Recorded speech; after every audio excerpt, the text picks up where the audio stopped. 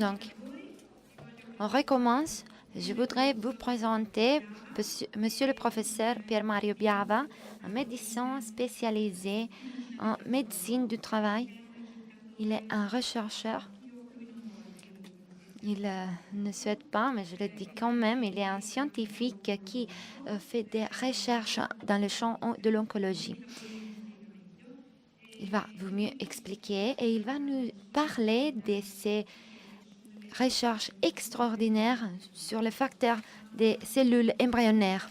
C'est une chose unique à laquelle il travaille durement et je dirais c'est une recherche unique au monde. Écoutez-lui. Merci à tout le monde. Merci, Madame Di Modugno, pour m'avoir invité toujours aujourd'hui. Aujourd'hui, je voudrais vous parler du rapport entre cellules souches et autres maladies neurodégénératives.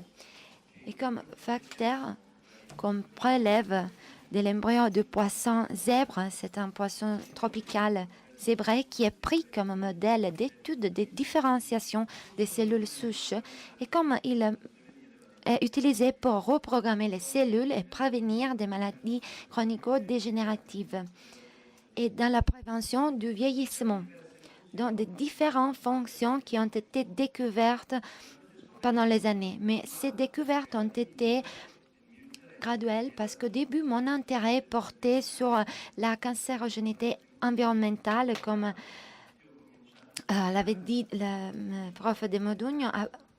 J'ai commencé à étudier comment fonctionnent les cancérogènes environnementaux dans une série d'expérimentations qui m'avaient porté à réfléchir sur comment ce cancérogène pouvait agir pendant la grossesse. Les données de la littérature indiquaient qu'ici, l'on administre ce facteur dans le moment où il y a la formation des organes et des appareils, on peut induire les tumeurs dans la prole. Et à la fin de cette période, on provoque des tumeurs dans la prole. La question est pourquoi au début on n'y arrivait pas et après oui. Que se passe-t-il dans le moment où les organes se forment? Il se passe que d'une seule cellule souche pluripotente, c'est-à-dire l'ovule fécondé, il se forme des tas successifs de différenciation des cellules souches pluripotentes, multipotentes, oligopotentes, jusqu'aux cellules totalement différenciées. L'idée a été que dans l'instant où ces stades de différenciation se passent, il y a des substances qui corrigent les dommages induits par les cancérigènes environnementaux dans les cellules souches. C'est-à-dire, ils sont capables à réparer les dommages qui originent la malignité. Moi, j'ai pensé à deux hypothèses. Tout d'abord, ce facteur qui fonctionne à la réglementation des cellules souches et à empêcher qu'elles peuvent être altérées. En deuxième lieu, est-ce que les cellules tumorales sont pareilles aux cellules souches altérées? Donc, les altérations présentes dans le génome ou d'autres altérations peuvent être réparées. Donc, ce sont les deux points desquels je pars et je voudrais en démontrer la véridicité. Donc, comme je vous ai dit, on a pris cet embryon de poisson zèbre qui est le modèle le plus étudié au monde pour la différenciation des cellules souches. C'est-à-dire, on sait parfaitement dans cet embryon-là l'instant et les minutes où les processus se passent. On est certain que dans ce moment-là, il y a des événements de différenciation. Donc, on a pris l'embryon dans 5 différents stades de différenciation de la cellule souche, c'est-à-dire ceux qui ont été individués après des études. Et vous allez mieux comprendre pourquoi on les individue très bien. On identifie cet facteur. Et on va expliquer comment marche-t-il dans la régulation de l'expression génique. Et en ayant pris l'embryon dans ce instant précis et les ayant standardisés, on était certaine que l'expérimentation auront eu du succès. On ne savait pas s'ils allaient marcher ou pas, mais on voulait tout d'abord garantir qu'on prenait en considération les mêmes facteurs et qu'ils fonctionnaient de la même façon. Donc, on a commencé à étudier des facteurs qu'on était en train d'utiliser. Ils sont pour le 48% de protéines pour la masse moléculaire et pour le 2% acide nucléique avec action régulatrice. On a examiné les masses moléculaires des protéines, c'est-à-dire protéines qui ont une baisse masse moléculaire, c'est-à-dire une masse inférieure à 40 kDa, et l'autre 50% est une masse qui est comprise entre 50 et 97 kDa, c'est-à-dire des protéines petites qui, étant petites, peuvent être absorbées au-dessus de la langue. On a en effet utilisé ce facteur et les administrant au-dessous de la langue. Ce sont les protéines, mais en étudiant de façon plus approfondie cette même protéine avec une spectrométrie de masse, on a individué les protéines qui font partie de ces réseaux. Il y a les différentes protéines, il y a une liste de protéines. Et comme vous pouvez constater, il y a un réseau complexe de protéines qui ont une baisse masse moléculaire, sont très importants pour le métabolisme mitochondrial, c'est-à-dire pour la respiration cellulaire. Ils sont fondamentaux pour la communication entre cellules, parmi cellules. Ce sont des protéines utilisées par le choc thermique. Vous voyez, choc thermique, il y en a 3 types, sont importants pour la réponse immunitaire, c'est-à-dire protéines importantes pour le métabolisme cellulaire dans son ensemble. Donc, on a pris ces différents réseaux de protéines qui sont les mêmes, qui font partie du corps humain. Donc, lorsqu'on fait un traitement, on n'utilisait pas des substances différentes de celles présentes dans le corps humain. Les zebrafish à 48% des protéines humaines.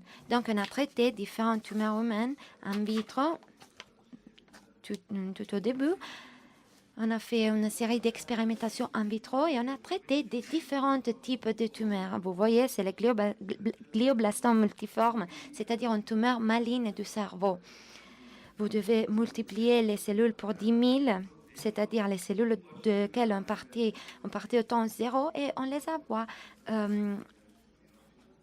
a augmentées. Et comme vous pouvez le voir, dans ce cas-là, ce sont les protéines de la première phase de la différenciation. Et le moment où les cellules souches pluripotentes se stabilisent en cellules multipotentes, et ces facteurs qui ont ce passage de différenciation bloquent pour le 80% ce type de tumeur. C'est le mélanome qui est bloqué pour le 40%, c'est-à-dire une tumeur encore plus malin par rapport au glioblastome. C'est le cancer du sein à la première phase de la différenciation de ce facteur, qui est une tumeur qui n'est pas agressive parce qu'il y a une courbe de croissance très lente par rapport aux autres. Et cela est inhibé pour le 40%, mais avec dans les stades les plus différenciés répondent mieux dans les phases avancées. Et on va le voir mieux. C'est le cancer, c'est la leucémie lymphoblastique aiguë qui est inhibée pour 100%. Et puis, c'est l'adénocarcinome, le cancer des cellules rénales, qui est inhibé pour 35%, mais seulement après 48 heures. On a l'explication de cette expérimentation et je vais vous la montrer après. C'est très difficile à expliquer de façon détaillée tous les mécanismes. Ce sont les mêmes tumeurs traitées avec les phases les plus avancées de la différenciation des cellules souches. Donc, il répète les mêmes courbes. C'est le glioblastome multiforme, les mélanomes. Et voilà le cancer du sein, c'est-à-dire une tumeur un peu qui n'est pas maligne et répond mieux à cette phase de différenciation. En effet, après 24 heures du traitement, il y a un ralentissement, mais aussi une arrêt à la croissance de la tumeur. Il y a un blocage de la multiplication cellulaire et il y a une partie des cellules qui vont en apoptose. C'est le cancer du sein. Puis il y a la leucémie lymphoblastique aiguë et c'est encore le cancer des cellules rénales qui a les mêmes courbes. Mais pourquoi y a-t-il ce ralentissement? Comme je vous avais dit, l'hypothèse dont je suis partie était que ce facteur corrige tous les gènes qui synthétisent les différentes protéines, c'est-à-dire des correcteurs, des régulateurs du gène. Il régule l'expression génique, mais on devait le montrer, le démontrer. Et voilà la méthode quantitative pour évaluer cet oncorépresseur P53. Je vous montre ce diapo où on peut mieux le comprendre. Ce sont les cellules du glioblastome multiformes avant les traitements avec notre facteur. Et dans cette diapo, vous pouvez observer comment la partie en rouge soit une protéine, c'est-à-dire l'oncorépresseur P53. Il s'appelle comme ça parce qu'il a une pression de 53 kg Dalton. C'est une protéine qui est P exprimée. Et après les traitements, vous voyez comment la concentration de cette protéine dans les cellules traitées augmente. Et cela signifie que notre facteur a régulé le gène P53, c'est-à-dire un gène oncorépresseur qui a été activé et transcrit. Il a traduit une protéine, c'est-à-dire la P53, laquelle a bloqué le cycle cellulaire des cellules tumorales et puis elle essaie à réparer les dommages qui originent la malignité et si les dommages ne sont pas trop graves et peuvent être réparés, ils sont tout à fait réparés. Et les cellules normalisent à nouveau et cela signifie que les maladies tumorales sont des maladies réversibles, pas irréversibles. On peut les guérir. Si les altérations sont de l'autre côté pas réparables, on a l'activation de la mort cellulaire programmée et les cellules meurent. Donc, soit qu'elles meurent ou se normalisent, il faut qu'elles se différencient à nouveau. On a vu qu'il y a ces deux phénomènes parce qu'on les a étudiés. On a vu les marqueurs de la différenciation, c'est-à-dire les cadérines qui augmentent après les traitements du 100%. Et on a vu une augmentation significative de l'apoptose, c'est-à-dire la mort programmée. Et après les traitements, on peut noter les deux phénomènes. Soit une augmentation de la différenciation, soit une augmentation de la mort cellulaire programmée. Et voilà, c'est un mécanisme un peu plus difficile d'inhibition de la croissance tumorale, c'est-à-dire ce qui se passe dans les cancers des cellules tumorales rénale. Il n'était pas possible de réguler les P53, alors on bloquait la multiplication. Et on a essayé à comprendre pourquoi se bloquait-elle. On a étudié une autre molécule importante pour le contrôle du cycle cellulaire, c'est-à-dire la protéine du rétinoblastome, c'est-à-dire un des rares tumeurs présentes à la naissance et à un caractère d'héréditarité. C'est-à-dire une reproduction de la protéine du rétinoblastome qui est altérée et c'est un facteur très important en ce qui concerne le contrôle du cycle cellulaire. Et cette protéine bloque le cycle cellulaire lorsqu'elle n'est pas phosphorylée. Elle se détache d'un gène DF qui est transcrite fait commencer les cycles qui ne s'arrêtent jusqu'à la phase successive. Donc, soit qu'elle soit phosphorylée ou pas phosphorylée, la protéine bloque ou débloque les cycles cellulaires. Et donc, je ne vais pas expliquer les diapos, mais ce que j'ai observé est qu'avec les facteurs à notre disposition, on régule. Bon, la protéine est déjà présente de façon correcte, on change la forme des phosphorylés à non phosphorylés, de façon à transformer la forme phosphorylée, sels non phosphorylés qui bloquent les cycles. Donc, beaucoup de molécules se comportent de façon différente selon de la configuration qui peut changer et change le fonctionnement de ce cycle. Ici, on a bloqué les cycles en enlevant la protéine de phosphorome de cette protéine. Ici, si on a assez du temps, c'est un modèle de cancer qui vous fait bien comprendre tout à propos des maladies tumorales, dans le sens qu'il vous fait comprendre combien de maladies il y a et comment marche-t-il. Bien, comme je vous ai dit, les phases de la différenciation sont 5. Et dans chaque phase, comme dans la première, d'une cellule mère, comme l'ovule fécondé, c'est-à-dire la cellule souche totipotente, il y a 3 cellules pluripotentes, c'est-à-dire ectoderme, endoderme et mésoderme. Vu que les états sont 5, si on fait un modèle pour comprendre combien peuvent être les cellules différenciées et on le replie 5 fois, le numéro des cellules totalement différenciées est donné d'une puissance qui a pour base 3 et pour exponent 5.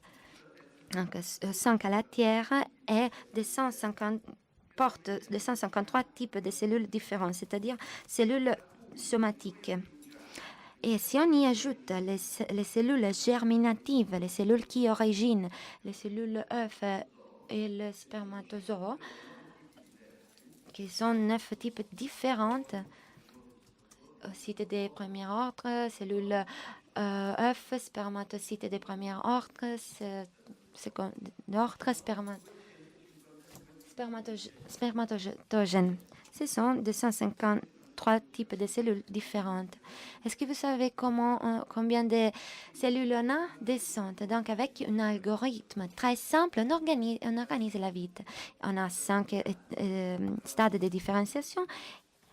Et à la fin, vous voyez, il y a une différenciation de 253 types de cellules.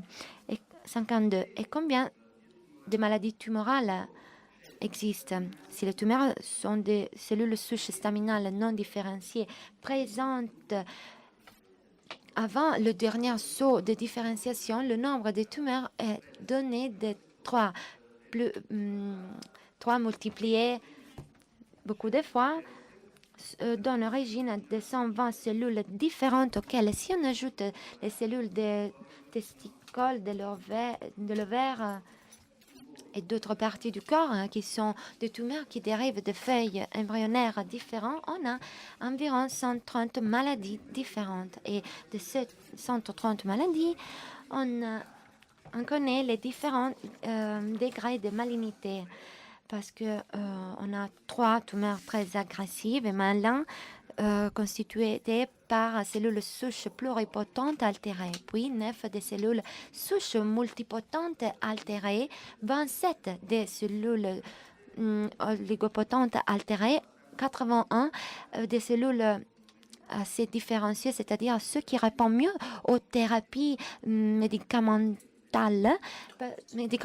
parce que les premières phases qui sont les plus différenciées ne répondent pas à la chimiothérapie ou à la radiothérapie. Et pour cela, on a la résistance, parce que quand il y a des cellules souches en différencié, la tumeur répond de façon mauvaise au traitement. Ces types de cellules sont reprogrammables en utilisant ce facteur qui régulièrement la fonction génique. Elle constitue les codes qui originent la vie. Et ces codes activent ou étendent les différents types de gènes. Donc, à la fin de ces 252 cellules différentes, il y a le génome. Les génomes, c'est-à-dire l'ADN responsable de la synthèse protéique, est toujours le même. Il n'a pas changé parce que dans toutes les cellules, il y a les mêmes ADN codifiantes. Mais ce qui a changé dans une cellule du cerveau qui est étrange, avec des fibres trop longue par rapport à une cellule de foie qui est très ronde, rondelée. Ce sont deux phénotypes tout à fait différents, mais ils ont le même ADN codifiant à la base. Les gènes qui sont restés actifs ont changé par rapport à ceux qui se sont éteintes. Dans le cerveau, il y a des cellules qui ont originé ce type de cellules.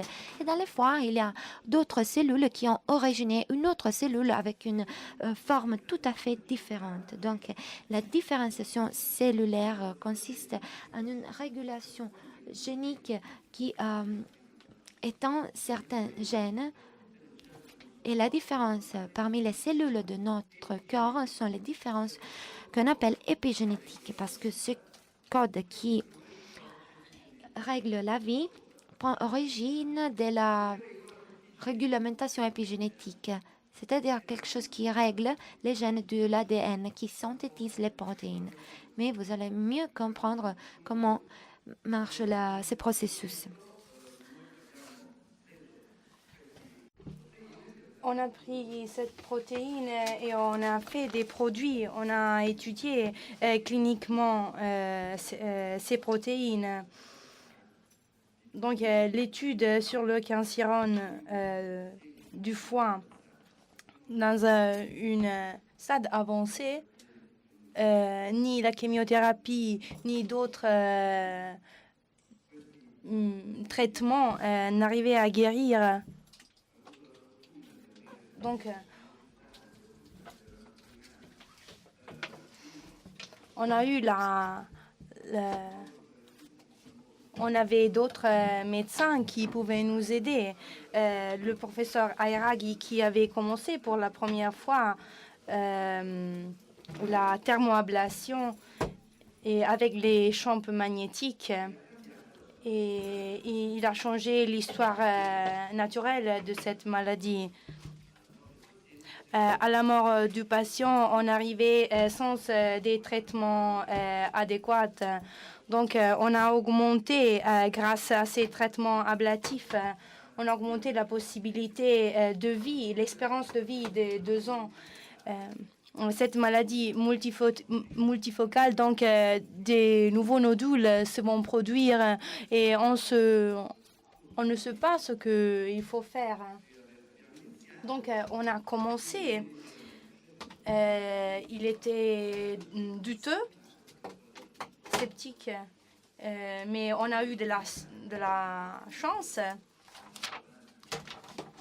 Et puis, on a continué très, très motivé grâce à cette enquête scientifique. On a terminé ces enquêtes en 2004, donc pendant 3 mois. On avait fait vraiment beaucoup des expériments scientifiques pour proposer un modèle. Donc, ce type de tumeur, c'est un tumeur avancé. Et on a tous ces nodules blancs où il y a cette flèche.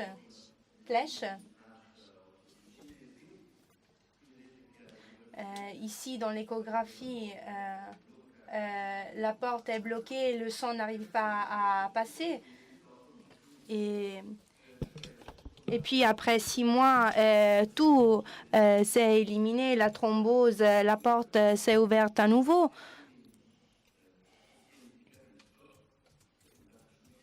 Et donc, le traitement a été correct.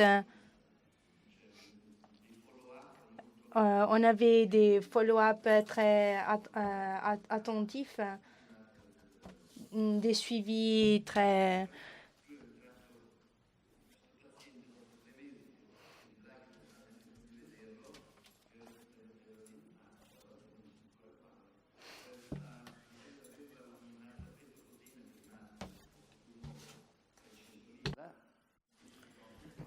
Et après, j'ai vu qu'il y avait 3 et ce n'était pas possible. Et quand il a été soumis à l'angioscanner, Il a compris. Et à la différence que quand il effectuait la thermoablation, donc quand le nodule avait été détruit et il y avait une cicatrice, là, il n'y a plus rien de tout cela. Et la tumeur, il s'agit d'un tissu qui est sain, donc ça ne change pas par rapport à la partie saine du foie. Et cet effet a été appelé effet vanishing, effet de disparition, effet à effacement. Et donc, ils peuvent continuer leur vie d'une façon physiologique. Voilà un autre cas de tumeur multiple qui guérit complètement. Donc, on a eu 20% de régression, 16% de non-progression. Et si on regroupe ensemble les cas de régression et de progression, vous voyez que le pourcentage change. Il y a eu une survie d'à peu près 60% et dans les autres cas de 10%. Vous voyez le point final principal. Après avoir mené ces expériences, il avait eu énormément de chance à étudier le code génétique au début de la vie quand la vie se forme. Parce que je m'étais aperçue à ce point-là que c'était seulement à ce moment-là, quand la vie se forme, qu'il a tous les codes géniques du début à la fin. C'est-à-dire, il y a tous les facteurs qui sont à même de régler tous les gènes de toutes les cellules, de tout l'organisme entier. C'était quelque chose que je n'imaginais pas et donc j'ai dit, je profite pour voir ce qui arrive si on emploie les parties différentes du code génétique de l'organisme. Et cette situation coïncide avec le code de la vie. Donc, quand le processus de différenciation cellulaire s'achève, il n'est plus possible d'étudier tous les codes précédents parce que dans chaque organe, il y a une partie du code qui sert à contrôler la pathologie des cellules de cet organe, mais il n'y a plus tous les facteurs à même de contrôler tous les gènes qu'il y a dans l'organisme. Donc, seulement pendant l'organogénèse, il y a toutes les cellules. Donc, j'ai le code de la vie entier, le code qui emploie la vie. Et à ce point-là, qu'est-ce que ce code fait? J'ai voulu approfondir les études de ce code. Ce code pourrait rendre service dans toutes ces pathologies. Ah non, je m'excuse. Voilà les différentes fonctions des cellules souches. Là, vous avez les différents types de cellules souches dont je vous ai déjà parlé, totipotentes, unipotentes, etc. Après, il y a une certaine catégorisation de ces cellules qui seront importantes par la suite. Je continue, je procède. Vous voyez qu'à partir d'un tissu hématopoïétique, on n'a pas seulement une différenciation des cellules du sang, mais énormément d'autres cellules, l'endothélium, connective, de l'os, du cartilage, etc. Donc, à partir d'une seule cellule multipotente, beaucoup plus de types de cellules se forment, beaucoup plus que l'on ne pouvait imaginer. Et donc,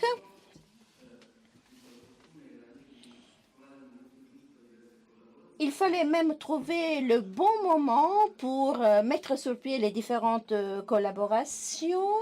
Je l'ai fait avec mes collègues et à ce point-là, à propos de la régénération des tissus, j'ai noué des collaborations avec mes amis de l'Université de Bologne, qui est très reconnue à l'échelon national et international, avec 23 universités, et on a mené ces recherches sous l'égide d'un consortium universitaire. Et donc, nous avons même eu le parrainage de toutes ces universités. L'étude que l'on a menée, c'est-à-dire qu'on a employé les cellules mésenchymales adultes donc les cellules souches mésenchymales adultes qui peuvent être prélevées à partir de ces types de tissus, c'est-à-dire les tissus adipeux, l'os, le tendon, etc. Et donc, on les a prélevés de la source majeure, le tissu adipeux. Et donc, grâce à une méthode qui ne traite pas chimiquement ces tissus pour sélectionner ces cellules souches adultes, multipotentes, à partir du tissu adipeux. Et on a traité ces cellules mésenchymales d'une façon différente. C'est-à-dire les méthodes qui peuvent être employées, comme par exemple les ostéoporose, ostéoarthrite, infarctus du myocarde, le diabète, etc. Toute une série de pathologies où il pourrait être employé. Mais naturellement, la médecine, dans toutes ces pathologies, emploie seulement les voies les plus compliquées. Encore, il faut procéder avec les diapos. Les voies les plus compliquées, c'est-à-dire la médecine essaye de résoudre ces pathologies grâce à la greffe de cellules souches. Il s'agit d'une voie possible, c'est une voie possible, vous voyez, il coûte beaucoup d'argent, c'est très compliqué, il implique des interventions très cruelles. Il s'agit d'une intervention avec la maladie de Parkinson. Il y a les cellules souches ici dans la substantia nigra. Vous voyez l'intervention que l'on fait en cas d'infarctus du myocarde avec une coronarographie. On emploie des implants, etc. Voilà l'approche traditionnelle. Et si l'on étudie dans le détail les effets et les bénéfices qui sont dus aux cellules souches greffées, on a découvert que ces effets bénéfiques ne sont pas dus aux cellules greffées, mais aux facteurs qu'elles génèrent. Et il s'agit des mêmes facteurs que nous employons et que nous prélevons des poissons zèbres, et qui nous permettent de différencier les différents types de cellules. Et donc, notre raisonnement est très logique. Donc, si je veux traiter ces pathologies grâce à la greffe de cellules souches et j'emploie mes facteurs, qu'est-ce qu'il va se passer? Cela. Il y a la beauté, on a des crèmes contre le vieillissement qui marchent très bien ou assez bien. Et après, je vais vous expliquer pourquoi. Mais maintenant, il faut faire face à la neurodégénération en employant les cellules de l'hippocampe qui sont les premières à se dégénérer dans la maladie d'Alzheimer. Et donc, on a traité avec le NMDA à deux différentes concentrations, 50 et 300. Avec le microscope, avec focal, on était à même d'évaluer l'étape de la mort cellulaire et en employant également une substance fluorescente. Vous voyez, les nuances rouges sont les cellules mortes, tandis que quand il y a le rouge, c'est-à-dire qu'il y a des cellules mortes. Bon, cela dit, on a traité ces cellules et voilà le résultat. On a vu que si l'on traite les 5 étapes, on atteint des résultats modestes qui ne sont pas tout à fait satisfaisants, de l'ordre du 25%. Qu'est-ce que je dois faire pour bloquer la dégénération? Je dois différencier. Donc, on a passé d'employer le réseau entier pour émuler le même processus qui donne origine à la vie. Et en faisant cela, on a appris que l'on est à même de prévenir plus que 70% de la neurodégénération. Et donc, le paradigme scientifique que nous employons est faux. Donc, il faut changer notre habit mental là-dessus. Donc, pour atteindre des résultats majeurs, pour reprogrammer une cellule pour régénérer un tissu, il faut donner des programmes de différenciation, c'est-à-dire il faut employer des programmes de différenciation qui sont les mêmes que la vie elle-même utilise. Donc, une abondance d'informations, une redondance d'informations le plus vite possible parce que c'est la seule façon pour comprendre ce que les cellules doivent faire. Si les infos font défaut, on ne sait pas ce qu'il faut faire. Donc, ce que la médecine a pensé faire jusque-là, il faut changer notre paradigme d'approche. Donc, si vous cliquez là-dessus, vous écoutez ce son? Il s'agit d'un son émis par une cellule à 22 degrés centigrades. Et au fur et à mesure que la température monte, les sons sont beaucoup plus purs, mais leur degré d'acuité augmente. Cela, c'est un son plus aigu. Il s'agit d'un son pur. La dernière, s'il vous plaît. Là, c'est une cellule en phase de dégénération. Donc, le son a perdu sa nature de pureté. Le nouveau paradigme de la médecine se base sur un concept d'interaction, c'est-à-dire il faut avoir une information précise scientifique. Cette information doit être redondante, complète, exhaustive. L'information peut être transmise à travers des molécules comme nous l'avons fait, mais les cellules peuvent être ciblées en employant des basses fréquences. Oui. Donc, on peut employer des champs électromagnétiques également. Et après, on a vu que les cellules se différencient, se séparent, non seulement grâce aux molécules, mais grâce au son et grâce aux ondes électromagnétiques. Donc, tout est important dans la vie, tout est information. À la base de la science, il y a l'énergie informée dont le mécanisme est complexe, mais la médecine doit le prendre en compte. La dernière partie, c'est l'anti-vieillissement. C'était un nouveau modèle du système esprit-corps d'un individu. Mais on n'a pas le temps pour parler de ça. On va faire la dernière partie. C'était clair que, comme je vous expliquais, vous arrivez à comprendre qu'il y a une partie du code génétique qui bloque le vieillissement. C'est la première partie de la différenciation. Si j'arrive avant la différenciation, ces facteurs arrivent à tenir vif les gènes, les cellules souches. Donc, on avait parlé des cellules souches de tissu adipeux.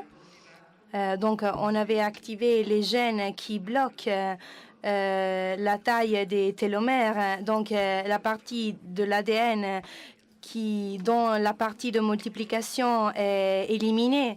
Donc, si on va découper le télome, on arrive à bloquer le tumeur, le cancer. En fait, on était arrivé à tenir allumé. Donc, Yamanaka avait introduit avec un rétrovirus grâce à une cellule diversifiée et donc avait transformé ce blitoplasme en une cellule souche pluripotente. Les manipulations de Yamanaka l'avaient porté au Nobel. Et du point de vue théorique, ça a été vraiment important. D'un point de vue pratique, on n'avait pas des résultats. En effet, les manipulations avaient bloqué la cyclicité des cellules. Donc, les cellules sont bloquées dans la phase de multiplication. Donc, elles arrivent à continuer à se multiplier. On n'arrive pas à les bloquer. Du point de vue théorique, donc, on a une programmation à l'envers. Mais dans notre cas, on a eu le même effet sans une manipulation génétique. Donc, notre cellules sont toujours cycliques. Donc, ils arrivent à continuer leur parcours. Mais la vie, on a découvert comment la vie fonctionne. La vie fonctionne d'une façon tout à fait plus compliquée par rapport à Yamanako, ou comme fait la médecine traditionnelle, elle va manipuler avec les tumeurs. Elle arrive à introduire des gènes sains, mais les résultats ne sont pas toujours très positifs, car le système de référence de la médecine, c'est un paradigme tout à fait différent. Dans le cas de l'anti-vieillissement, nos facteurs n'arrivent pas à allumer les gènes cancéreux, mais ils allument d'autres gènes qui activent un certain type de protéines qui bloquent la sénescence, donc le vieillissement de la cellule.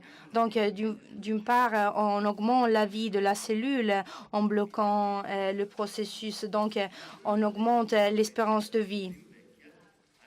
Mais à la fin, oui, on va augmenter la vie, l'espérance de vie,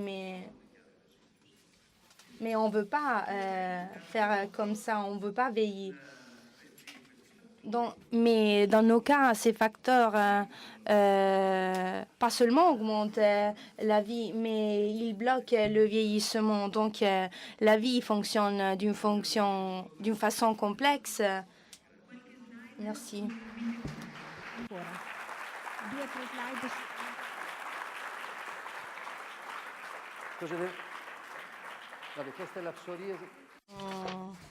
Ici, on peut voir esprit, corps.